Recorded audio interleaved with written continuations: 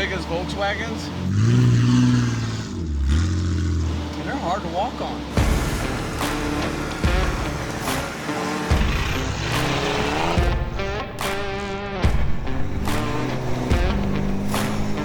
Hi, I'm Bill Adair. I'm going to tell you all about One Bad LJ.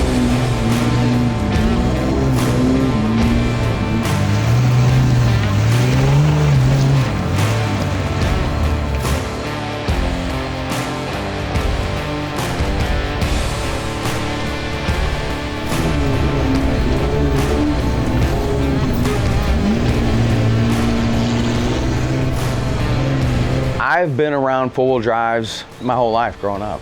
Every weekends, we were racing or four-wheeling. When I was 14 years old, my grandmother gave me this old riding lawnmower, and I cleaned it up, and I sold it, and I bought this rusted out, junky old Jeep. My dad said, well, we can fix it up and you can drive it. And got the motor rebuilt, and I started driving it and wheeling it. Since I'm 14, I'm 48 now. So my whole life has been nothing but four-wheeling. About 12 years ago, I opened up my own shop. B&R Performance, my dad helped me get it started. 12 years, I've been working on everything I do. My Jeep, my wife's Jeep, every nut and bolt, in pieces, I did it.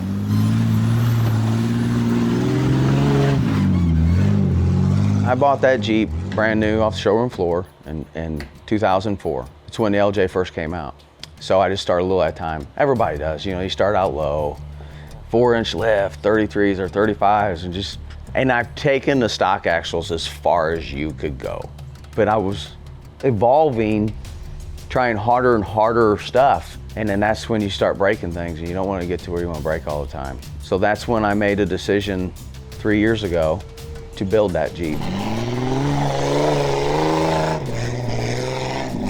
That Jeep sat in my shop for 2 years with a frame and a body till I got all the stuff for it. And then I started on it and I didn't stop.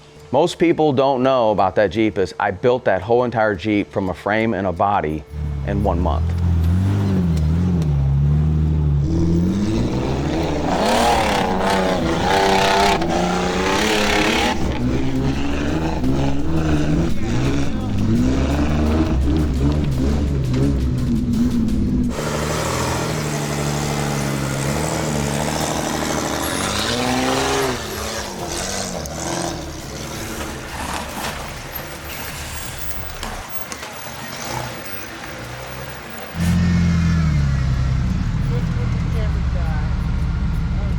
I'm running a 43-inch XS Pro DOTs. One of the very first crawls I was on, I noticed that Nick was running the XS Pros, and I liked how they worked. I went to those about 2.5, 3 years ago. Yeah. I've been running them. I like the ability of the side bite. I like that because of a lot of stuff that we get into. We're hanging on the side of a rock or something like that. And that's where your air pressure is going to play an effect on that. Any new tire you get, you're gonna have to play with to find out where your air pressure's at. I like to run right around 5 pounds of air. That's what works best for my vehicle, my weight.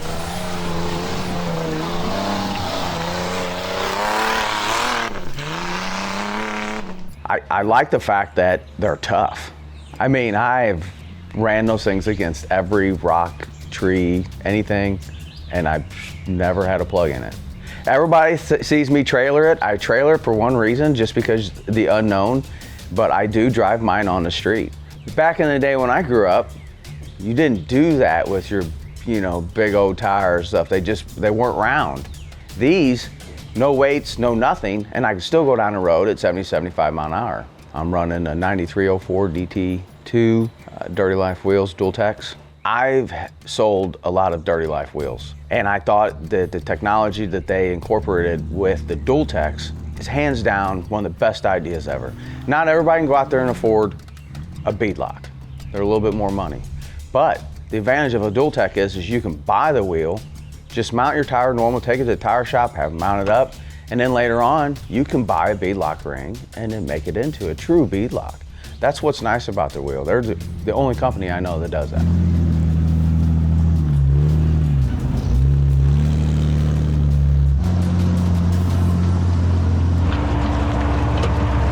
My axles are what a lot of people call junkyards. In the front, I'm running 05 up Super Duty, 550 shafts, all Yukon gears. I'm running 538s. I'm running a Grizzly in the front.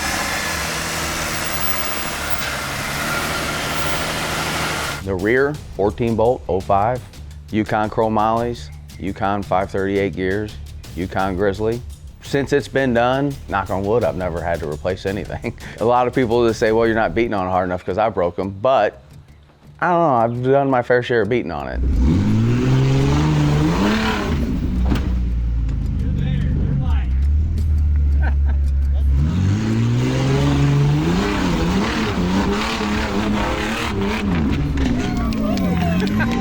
That was a little sketchy. I felt a little nervous on that.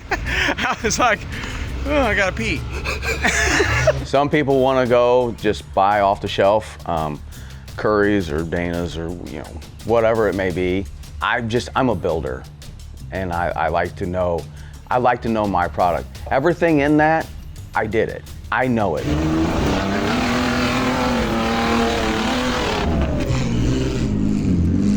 Running Arctic truss, bouncing around with 43s in your weight, it's pretty hard on anything. So I wanted a truss on there to keep it all together. I am running Arctic steering, weld-on Arctic knuckles, Arctic steering, everything. It's all Arctic. And attached to that, I'm running a Redneck Ram. Actually, when I built that Jeep, I built it for 40s. And then moving up to 43s, I asked them, I said, do I need to change this Ram out? And they said, well, see how it does. And I haven't done anything to it at all.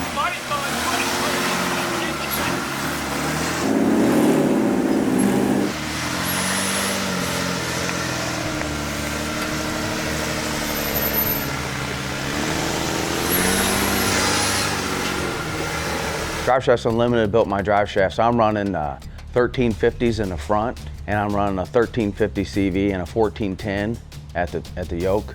Knock on wood, I've never replaced them, done nothing in almost 3 years. Rock Jock set me up front and rear. Those things, I beat on them pretty good. They're still all there in one piece, and they keep me good and stable on those off-camber spots and everything like that. When it came to suspension, I reached out to Rock Crawler. I've been a dealer for Rock Crawler for years. So I'm running a 5.5-inch trail runner system off the shelf. Of course, you gotta modify it to make it work on tons. What I do, I take care of my suspension components. I grease them, I make sure everything's always lubricated. So that lift, I've literally, in 3 years, I've changed that one joint in it. Never had any problems with anything. I'm running a coilover system on it, so they're set. I've never touched them. I've never done anything to those coilovers at all. Never, nothing.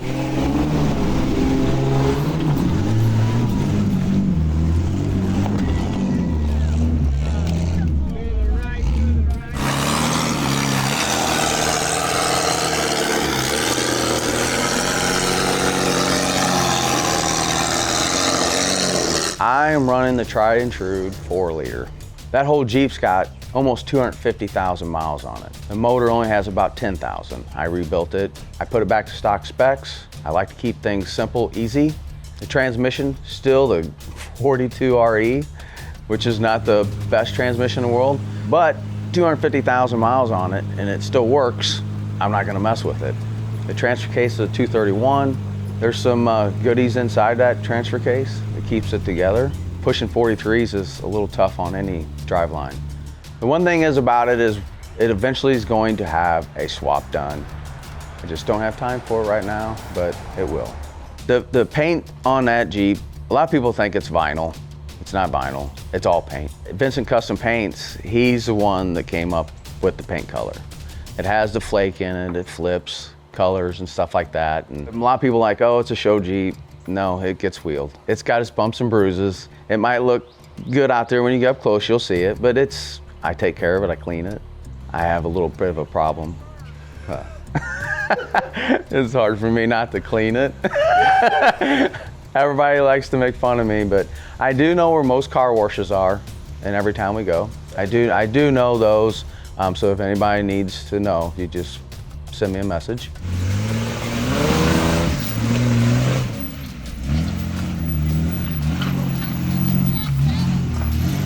That's the way, Bill. So I'm running all poison spider, old school poison spider stuff.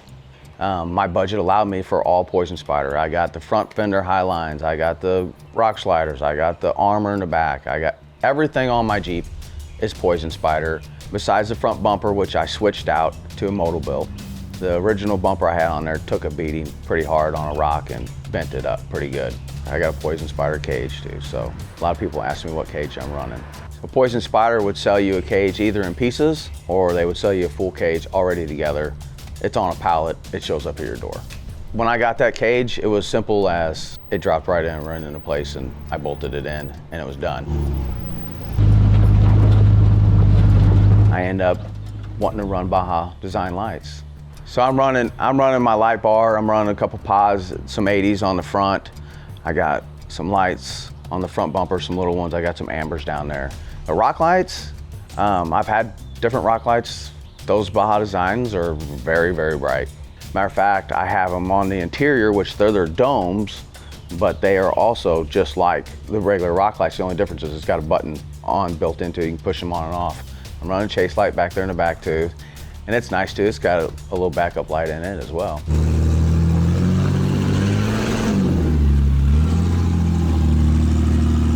I only run a spiderweb shade. I only run that because we get too close to trees, hard top, soft top, or whatever.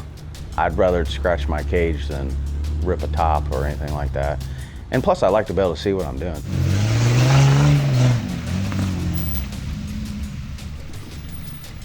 Anybody needs a winch when you're out there. I wanted to warn because it's reliable. Everybody knows that they're a reliable winch. And with that, of course, I'm running synthetic line. I have a factor 55 on the front of it. Factor 55s are nice because of the way you can use them. They're in all different ways. Use them with soft shackles or whatever. So that works out real good. That's a big hole up there.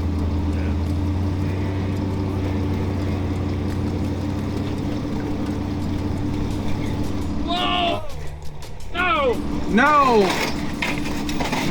Right, when you're out there, you're always gonna need recovery gear, no matter what.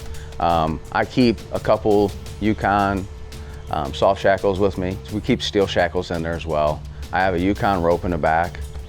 I always have that on hand. Tools. I always got a tool bag with me.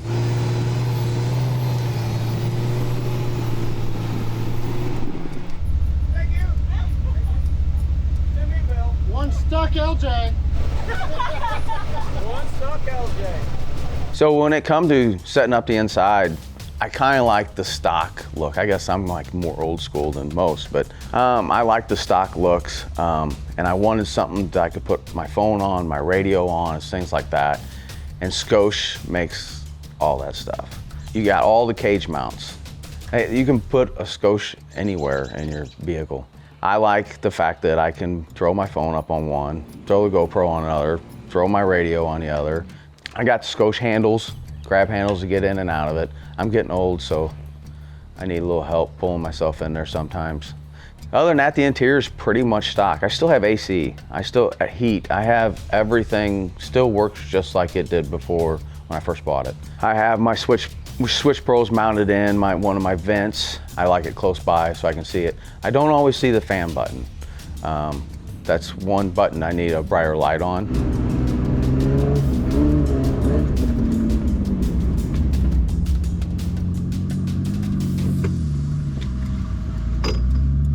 Like the only upgrade I did in the interior was a radio. You know, I'm running MTX speakers in the back just so I can hear it. And I'm deaf. I don't wear my hearing aids all the time. I'm running Bartech seat covers. Those seat covers my wife bought me 2.5 years ago, 3 years ago. They've been through the ringer and they still work perfect. Up in the engine. Base of the fire. Get more! More! Fire! Here! Number one key with a fire extinguisher is always have it close so you can get it or your passenger can get it. I run 2 fire extinguishers, one on my side, down at the floor, next to the seat, and the passenger has one down on the floor next to their seat. Easy to get to, clip, pull, go. You never know when you're gonna need them. That is one thing, I've been running a fire extinguisher, well, ever since I've been wheeling. I remember as a kid, my dad always It's always like, you know, you gotta have a fire extinguisher. We were four-wheeling and his old Blazer and transmission caught fire. He used all my grape soda, put it out, and after that, you know, it's like, we need fire extinguishers. Bill will always have grape soda. I know, I was upset. Yeah. Yeah. We're good. It looks cold. It's ice cold. I have a little refrigerator in the back. Keep them cold. I have a fridge in the back. It's just an off-brand fridge, works fine. And along in the back, I have my power tank stuff. I always had a little compressor with me. The compressor's just, couldn't keep up and down, up and down. You just can't do it. When I was on the crawl, I seen the power tank. I thought, I like that. I'm gonna get myself one of those. So I did. I got myself one and never looked back then. I bought the longer hose for it and stuff like that. So that way I don't have to take it out, and it can reach all the way around my Jeep from the back.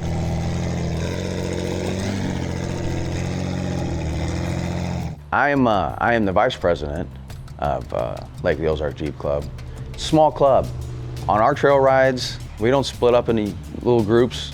So whatever the smallest tire guy is, that's the trails that we stay on. We don't want to get them into a predicament where they're going to break their Jeep or get stuck or anything like that. So it's kind of nice because when we go on the crawls, we're out there just boom, boom, boom. You know, we're hitting majority hard trails.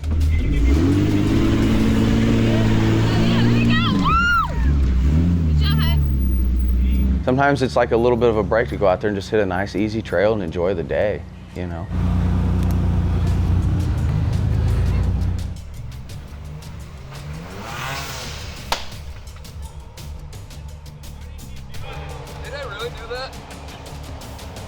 Everybody's been out there and broke with nobody there to help you, and that's no fun, you know. I mean, whoever it is, Johnny over there, broken axle, we'll go help. Everybody helps. You always want to help because the four-wheeling community is tighter than most people think. Hey, did you hear that Chris broke? It was a loud pop. But he is running 43s on stock axles.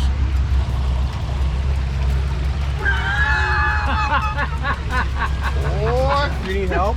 Yeah, I'm Cam, he needs help.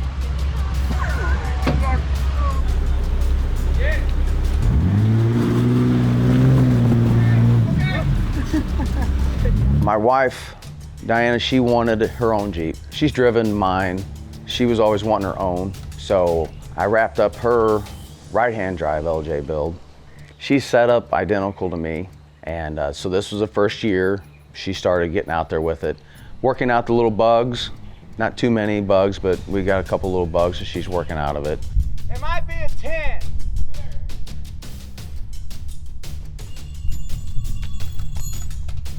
that's pretty good. And we plan on traveling to all the crawls with them, as many as we can.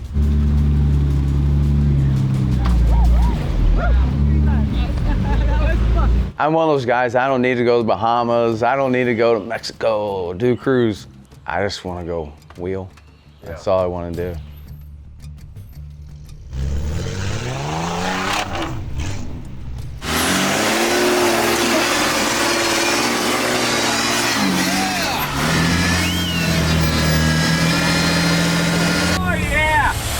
What do you say, Bill? Oh, you know, just do a little air down in the middle of a monsoon. Yeah. Yeah, it's raining just a little bit. Feeling a little sick today. I might. We're good. It's all right. I do this all the time. I'm gonna sit here and drink beer and eat pork. So that about wraps it up. You can find me on Facebook, One Bad LJ Adventures. You can find me on Instagram at One Bad LJ. Come see us on a Great American Crawl. Get out there with us. Come wheel with us.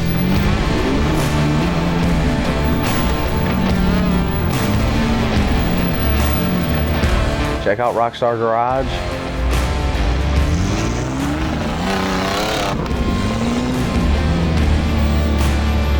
Go to Rockstar Garage on YouTube, check it out.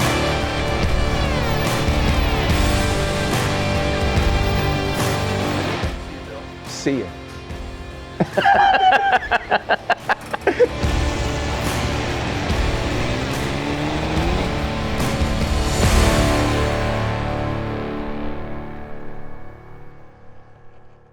Andy calls and he's like, hey, what are you doing? I go, I'm laying here naked on the bed watching TV. And he goes, oh, I'll turn around and go back to my room then. And I took a picture of a shot between my legs, and it just literally just cuts this off of the TV. This sucks, we don't have no TV. I said it do.